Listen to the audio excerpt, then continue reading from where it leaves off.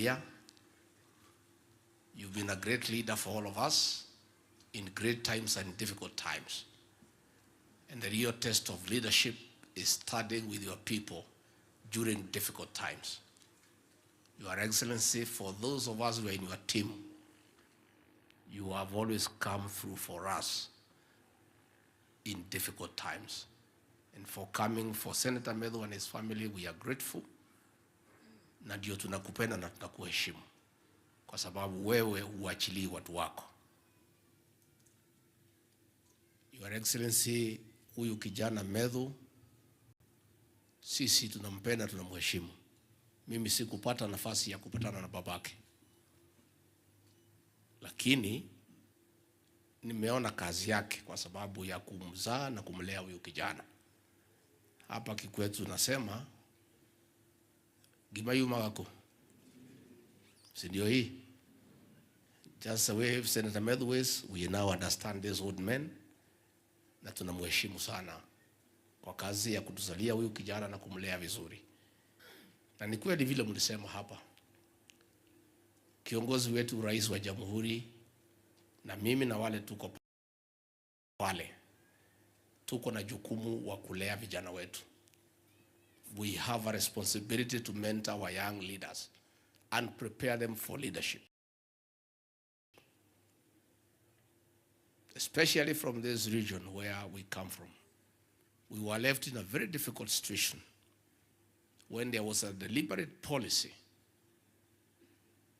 to stop leaders rising. And any young leader who tried to emerge, fimbo ilikuwa inachukuliwa na kupigwa. And Your Excellency, nakushukuru vile umeniambia tusaidiane hawa vijana wetu. Tuwasaidie, tuwale, tuwatayarishe, because they are the present and the future of our country. Na kwa hivyo vile ndugu ya Medhu amesema hapa ya kwamba unaona sisi kuna mambo tunajua, hawa kanisa wanajua na nyinyi hamjui, ni horo ama hivyo kuleka hudutu wetu na muthuri oya halioka hudutu we ni ndide muge muno no ndide kelimu ndio hau gatagati hiyo nyo muti we ndio hau gatagati kulio ka hundu njekete ria ndarora ndaikia maitho kabere na ndihetagia muno ndia murite jamano guturuto ne gathana enda muhete horo ndaikitie maitho kabere ngarora ngona jamba nino ikimenagwo ikinyururagio igicambagio ikagwatea mwira mundu ndi uyu ndarora anake uyu wati wo gwitwo Medhu ndaikia maitho kabere ndirona gotheri kagiuka handu kega uguo ni atiriro na mahoya na kurio atibia ni mugutirira mwanake na mahoya. Huyu kijana anaitwa Medhu anatusaidia sana na rais pale Senate na kila pahali, na ni kijana amejipanga vizuri kiakili, na ni kijana ambaye hana kwa hii maneno ya pombe na sigara na mambo ambayo inaharibu vijana wetu. And that is the way to go, our young leaders. Mkiingia kwa hii pombe na nini mtapotea. Mnajua vile hii pombe imetufikisha hapa. And we have a problem, Your Excellency. This region, Your Excellency, kama si wewe, nilikuja kwako nikakulilia. Nikakuambia rais wetu, watu ya hii mlima alikuchagua almost 100%. Lakini serikali iliondoka, iliwachilia hawa. Ile pombe yote mbaya ndani ya Kenya ilielekezwa hapo kwa mlima Kenya. Kweli ama uongo? And nobody was bothered, Your Excellency. Sumu ilikuwa nauzwa kila pahali. Vijana ni walevi saa 4 saa 5. Hawa vijana na ni vijana wameoa, kuliko kulala kwa kitanda wanalala chini ya kitanda. As a community we were getting almost extinct. Rais ukakubaliana na mimi ukaagiza tuanze hiyo vita. And I want to report to Your Excellency, nimetembea area hii wakati ya Christmas. And 70% we have succeeded. We have young people. Mimi nikiwa hapo 24th nisema akina mama wakuje na wazee tukule sikukuu pamoja. Tukasema wakina mama wale wazee wapige line kwanza wachukue chakula, wakachukua. Tukasema next ni ile akina mama wako na watoto. Line ikapigwa kutoka hapa mpaka huko. Tukaona hata chakula itaisha. Bado tukasema next wale wamama wajawazito expectant. Line ikakuwa mrefu zaidi. I was a very proud leader that our community is back and families are gonna succeed. Na rais hapa Nyandarua, nataka nishukuru speaker and MCs. Tulikuwa na shida because there was no law to regulate matters of illicit drinks. But hapa Nyandarua bado kidogo. Atimia nethirete biyo kana yo kuo nethirete kere yo kuo County Commissioner and your team bado.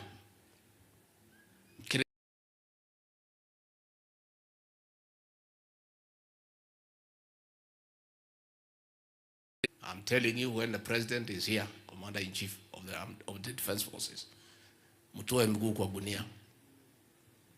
Mtoe miguu kwa gunia. Neguo. We must protect our young people because we have a responsibility to do so.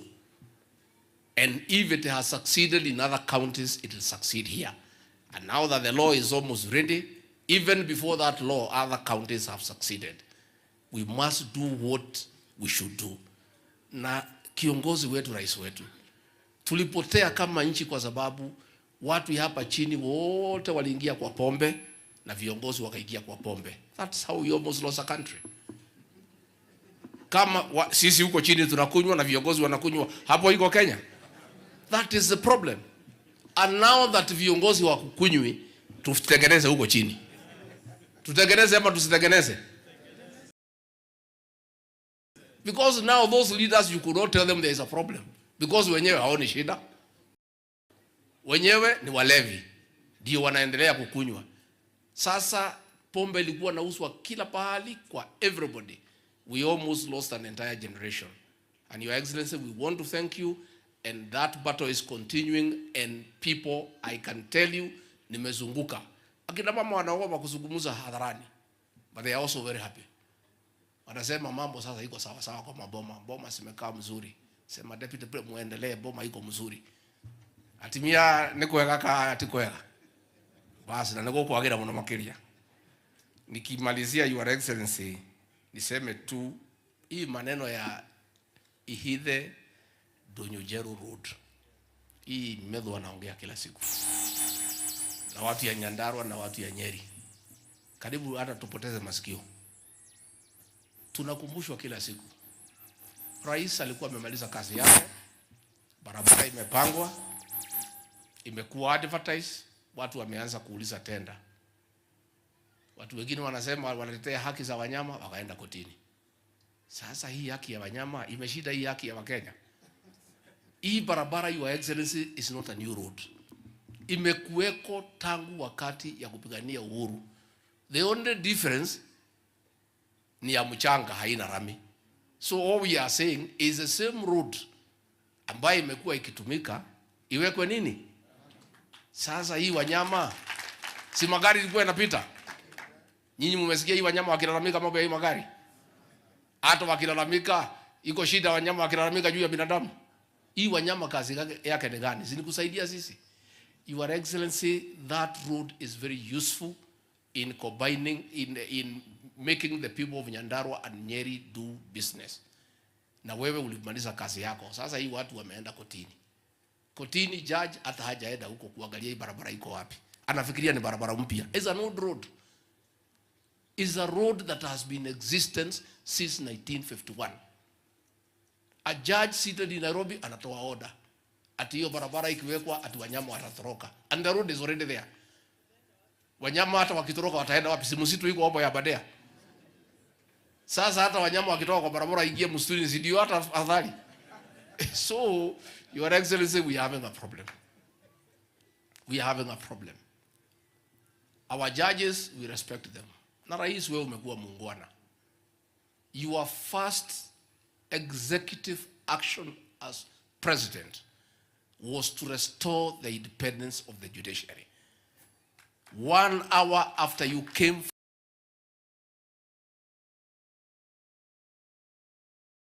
from Kasarani, you gazetted the judges who had been refused to take their positions by the previous administration. Kutoka hapo, ukawaongeza pesa from 18 billion to 22. You have never interfered with what goes in court. Mambo yote ya serikali yako imeletwa, wameangusha. Hujaongea, umenyamaza. We are asking these judges, they are part of Kenya. Hii housing mnasimamisha, hii vijana hawa mnataka waende wapi? Why don't you go mfanye an open court, muulize watu maoni yao kuhusu hii housing? Hii health bill mnasimamisha, mambo ya hospitali. We are doing harambes every weekend ya kusaidia watu wakiwa na bills. So we want to ask our judicial officers to be patriotic Kenyans, na wasikubali kutumika to stop things that are being done for the benefit of the people of Kenya.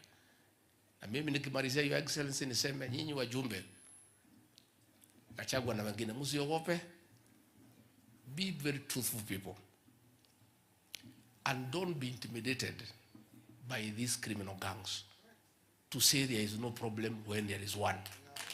Don't.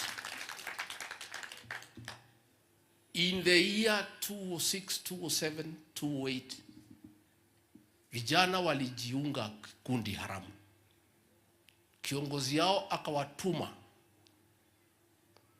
for forceful circumcision of our women.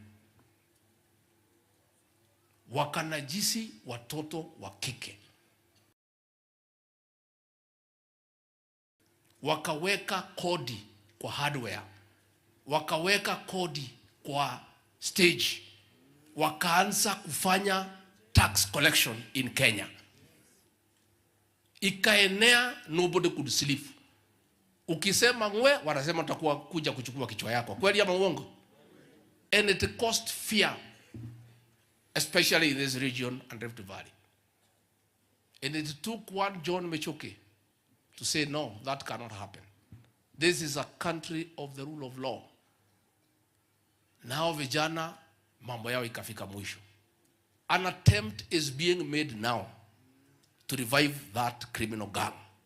Na hapo 2 months ago walikuwa wameanza kwenda kwa stage kuchukua pesa, kwenda kwa hardware kuchukua pesa, kuanza kuandamana na wamama. Mnataka tuwakubalie? It cannot happen. And so I don't want our leaders to be intimidated. Now watu ni watu wachache, na hakuna vijana ati wanachokota pesa wakatumie, wanapelekea huyo kiongozi yao 90%. Yeye anajenga manyumba everywhere in the country, anatumia vijana vibaya. Ile sisi tunapinga ni kutumia vijana kutoka hapa to engage them in crime. We have a responsibility to protect our young people from being misused by anybody to engage in criminal activities. Na mtu asituambie ati vijana ni ya jamii yetu. Hao wakina mama walifanyiwa hiyo vitendo baya, ni wa jamii gani? Ni wa jamii gani? Hawa watu ya matatu walilazimishwa kutoa kodi, ni wa jamii gani? Hawa wasichana walibakwa, wasichana wadogo, ni wa jamii gani? Are you telling us that because criminals come from our community, waharibu wa mama wetu tukiona? Let nobody tell us, Your Excellency. Na mimi niko tayari, if there is any political price to be paid to protect these women and our young girls. Kama kura itakosekana kwa sababu ya hiyo, afadhali ikae. Afadhali ikae. We cannot. Hatuwezi kubali. And I want to ask our young people, tafadhali vijana wetu, msikubali kutumika vibaya. Mwende mkachukue kodi kwa watu ya matatu kupelekea mtu ajenge manyumba. Msikubali kuambiwa mwende mkasumbue wakina mama ambaye walizaa nyinyi, muwafanyie vitendo ya kinyama ambaye hawezekani katika kane hii ya dunia hii yetu. So we are saying, Your Excellency, we want to thank our security teams in Central Kenya and in the Rift Valley for their swift action in the last 3 months. That hiyo maneno imesimamishwa, sasa watu wanafanya biashara, watu matatu wanafanya kazi yao, and that is what will continue to happen. And we will never allow anybody to intimidate us na kujificha kwa jamii yetu. Jamii yetu is not jamii ya criminals, and we will never protect a criminal ati kwa sababu wewe unatoka hapa. Jana mimi nimekuwa jela pale Kingongo kutembelea wale watu wabaya wamefungwa hapo. Karibu watu 2,000. Na wengi sana, majority ni watu wa jamii hii. Na mimi sikusema tulalamike wako pale. If they have committed crimes, the law is there. And we are saying criminals will be treated as criminals, not because of where you come from. Kwa hivyo tusiambiwe na mtu asiatuambie sisi ati wewe deputy president, ati hivi vijana ni wetu, wachieni hao wafanye vile wanataka. Tukubali wasubuhi wakina mama tukiwekwa kwa serikali kweli? Tunaweza kubali? Hatuwezi. And that one, people should know very clearly that it cannot happen. And the fifth administration, led by President William Ruto, is not the one that will allow the resurgence of that criminal gang or other gangs ya kuja kusubuana na wananchi. And in the same token, even what has happened in Meru, huyo kijana ameuawa, the law must take its course. Na tungetaka DCI to quickly conclude those investigations, and whoever is responsible must face the law, irrespective of your political position, irrespective of your status in society, because the law is uniform to the people of Kenya, and that is what must happen. Kwa hivyo rais, sisi tungetaka tukushukuru kwa kupata nafasi kuja kufariji na sisi hapa Nyandarua. Na rais anapenda Nyandarua, senator wa Trans Nzoia. If you don't know, ametoa naibu wa rais hapa ya Nyandarua. Sasa atakosa kuja hapa aende wapi? Mimi ni mtu hapa. Sasa hata mimi namwambia rais twende nyumbani. Tena watu ya Nyandarua wamemuonesha mapenzi. You know, everybody likes being loved. Najua kina mama wanafikiria nyinyi ndio mnataka kupendwa peke yenu. Unajua twende takuwa dokate huo. Goro yako ni rakena. Goro kwega tuma goro yakwe kaigua wega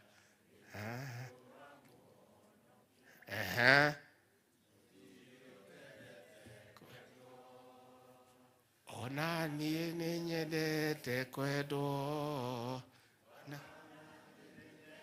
te kwedo hau muno. Rais, sisi tunakupenda. Na sisi tunasema hakuna mtu hataki kupendwa. Unajua kina mama hawa wanafikiria peke yake ndio nataka kupendwa. Hata rais tukimpenda si atakuja hapa kila wakati. Rais, sisi tunakupenda na wewe tufanyie kazi. Na wewe hapana sumbuka na hii watu wanaongea mambo mingi. Rais Kibaki alipoingia pale 202. Mwaka wa 203 at 204 alikuwa anapigiwa kelele na kila mtu. Ameleta VAT, amefanya nini, akapigiwa kelele, akanyamaza, akaendelea kufanya kazi. Mwishowe akimaliza miaka yake 10. Si kila mtu anasema Mwai Kibaki ndio rais wa pekee Kenya. Rais, wewe umeshika ile line ya Mwai Kibaki. Kanyangia hapo rais wetu. Kanyangia hapo. Hii maneno itapita tu, wacha hii watu wapige kelele. Hata nimeona sasa wametafuta wengine ati wanaitwa watu ya opinion poll. Hao watu wamesema Raila atashinda mara 5. Sasa hiyo watu wewe unaweza kuwasikiza? Forget about these fellows. This is the old script, old narrative by the same characters that means nothing. Wewe rais wetu, wewe fanya kazi. Sisi tuko hapo kuunga wewe mkono. Na sisi tunakushikilia. And we are supporting you. Na unajua sisi waoga.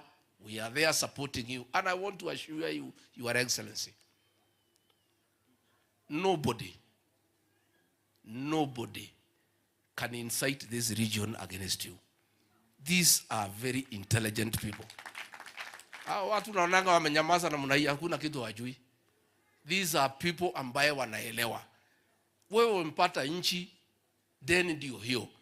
When Mwai Kibaki left this country, ilikuwa na deni ya 1.8 trillion. Amepatia Uhuru Kenyatta ndugu yetu. Amekuachia na 9.8. Wewe vile Speaker Kingi amesema, ungejipenda useme ndio mimi nipendwe, wacha nichukue ifike 20 trillion, yule atakuja nyuma yangu atakuja kufanya nini? Lakini wewe umekuwa a patriotic Kenyan. That situation is not sustainable. Umeamua kwanza, wacha tujaribu kungangana na hii deni. Kwa hivyo lazima hapa itakuwa uchungu hapa na pale. But President, in this region, I want to assure you, I've been here over Christmas, tumeongea na hii watu, there is no problem. People are just quiet, wanaangalia, wanangojea, and they trust you, they entrusted you with their vote, they trust your leadership, and they know you know what you are doing, and you make this country great, na watakupatia nafasi, na watakuunga mkono, and more so, wataendelea kukuombea. Ningetaka, nemukuru kama tukaribishe mudhamaki? Tungetaka kwa heshima tumpigie makofi, tumkaribishe rais wetu.